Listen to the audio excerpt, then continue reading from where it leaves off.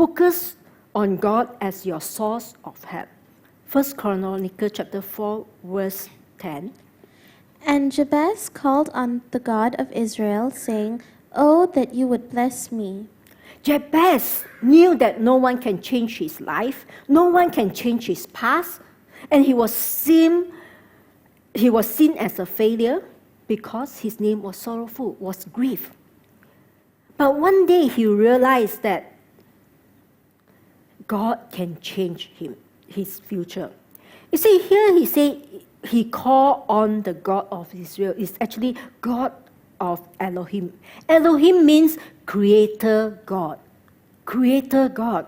And he knew that the creator of all things who created him is a supreme God, great and almighty, and is able to change his future.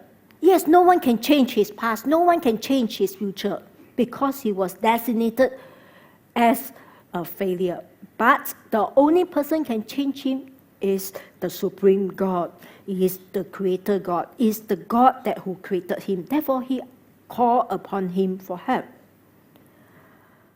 Well, sometimes we are in a similar situation. It seems that no one is able to help you, and perhaps you feel that people despise you and see you as hopeless, useless, no future.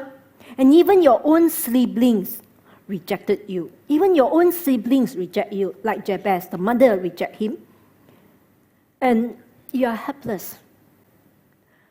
David, when he was young, when he was a shepherd boy, whenever there's something need to be done, immediately they remember David.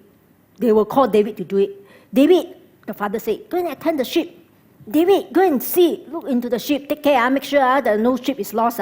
If anything is lost, then you are accountable, That's why you see, David put all his heart in attending the sheep, even fought with the lion, fought with the bears.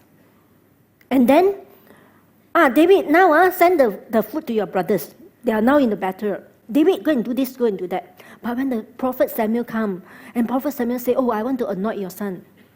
Oh, okay, he brought all his son there. But Samuel said, no, I think there's still someone missing. Then the father look around all his sons. Oh, yeah, there's still one more. Then only he remembered David. You see, it looks like all the bad things, David will have to do it. But all the good things, it seems that the father forgot him. But what did David say? David says in Psalm 27, verse 10, he said, though my father and mother forsake me, the Lord will receive me. Though my parents forsake me, but the Lord will receive me. Always remember your God is able to help you. Look to him for help. He's your source of help. He is Elohim. Elohim means creator God.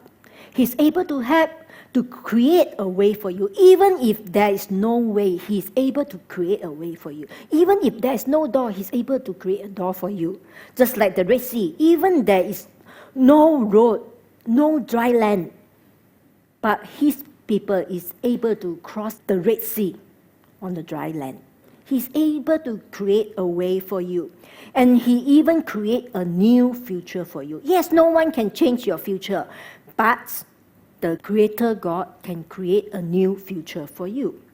You see, everyone come to this earth. We are not called to be a failure. We are not called to be a failure. God have good plans in our life. In Ephesians chapter 1, verse 4 to 5, God predestined us. He have good plans in our life. So you are not fated to be a failure. God is able to give you a good future.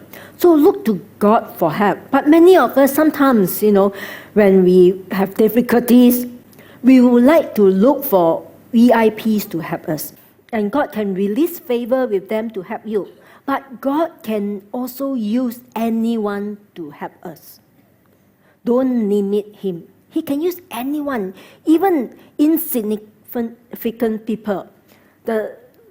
God can even use insignificant people to help us. You remember there's someone in the Bible called Naaman. Naaman was commander of Syria, and he was a great hero. He won so many battles. He was someone, he could be handsome, and people look up to because he won a lot of battles. But the Bible, there's a word in Bible says, but what? He was a leper. Leper is some kind of a sickness, a disease that, slowly that lost your finger, lost your toe, which you are not even aware. It's a type of a sickness. Naaman has leprosy. And, he cannot wear short sleeve. And in front of people, he has to hide himself. He all cover himself, cover his hand, cover all parts of body. And as a great hero, but he was a leper. It was a small little captive girl, a small little girl that he took captives and took her into his house to serve his wife. And it was this small little captive girl, the Bible didn't even mention her name, told him to go and see a prophet, to see Prophet Elisha, to receive his healing.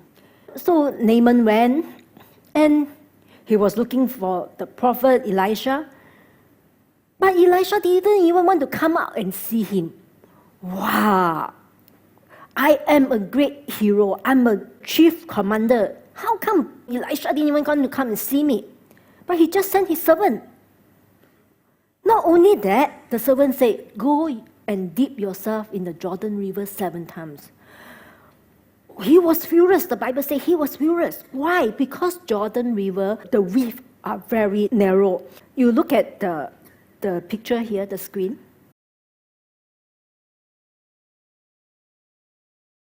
You see? Is that short, right?